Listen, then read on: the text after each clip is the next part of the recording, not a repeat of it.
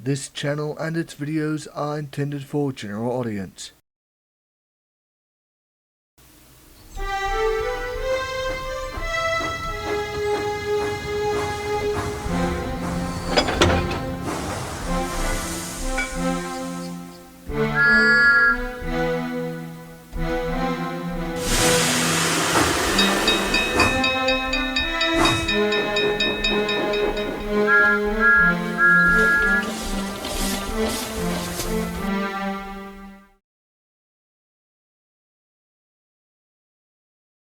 The post train rumbles through the night, engine fire burning bright. A big blue moon lights the way, steam clouds billowing as the coaches sway. Knapford, Brendam and Elsbridge too, screaming whistles as they trundle through, towards the apparatus without a stop. Mailbags switch, to a net they drop. Level crossing round the bend, puffing fiercely as the lorries end. Signals green and then to yellow, the station's near as the post train bellows. Screeching brakes and hissing steam, the last of the mail the coaches clean. Cutting the night comes the dawning sun, weary and battered, the mail runner's done.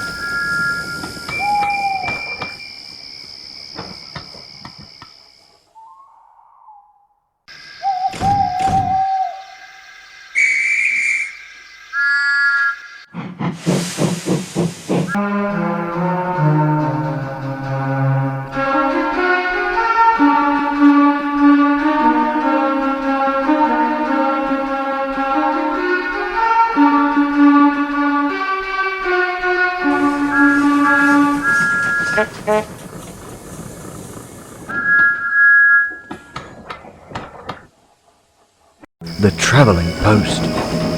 Percy was back pulling the mail train again, after Oliver had taken it for a while.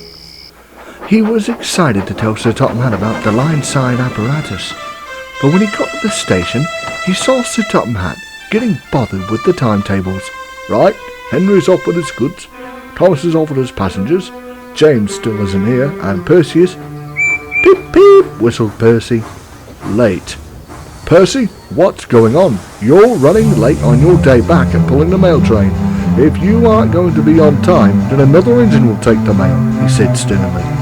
Percy was worried. Sorry, sir, it's just the mail delivery along the line is increasing, and Tom Tipper is getting overwhelmed with it too. He even has another mail driver in training. We need a line-side apparatus at that part of the line to make pick-up and drop-off more efficient, he puffed. Sir Topham Hatt pondered. That could work, but I'll speak with the railway board to see if we can get one of those constructed. Anyway, your passengers are waiting, so please be on time. Percy left his vans and collected his passengers. Percy hoped Sir Topham Hatt would work out a deal with the railway board to get an apparatus on his line.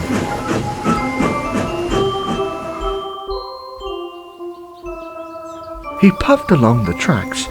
Then Percy saw something in the trees that looked familiar. His driver saw it too, and made note of the spot. That could help us with our proposition, said Percy, and puffed to the station.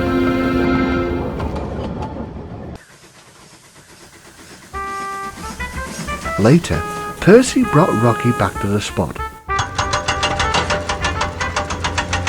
Rocky was surprised seeing that he had lifted out a mail van. It was old and missing one of its doors. What are you going to do with this? Asked Rocky.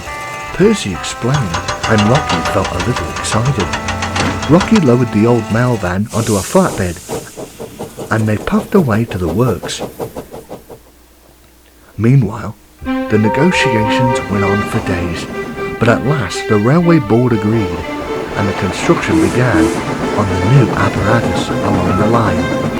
The engines were excited about it too. They helped as much as they could, bringing materials to that part of the line, and the workmen began construction. Percy liked seeing the progress each time he passed through the weeks, and finally a few days later, the apparatus was completed. Percy was excited and went to collect the new coach. The day had arrived to test the apparatus, and most of the engines, workmen and Sir Topham Hatt were ready for the initial test. Percy waited for the guard to blow the whistle, and when he did, Percy set off.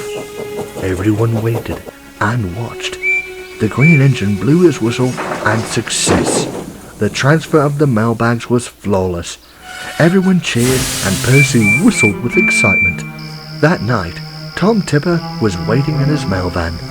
As Percy puffed by the apparatus and picked up and dropped off the mailbags, Tom Tipper was proud of what Percy had accomplished, and Percy was on time every day from now on.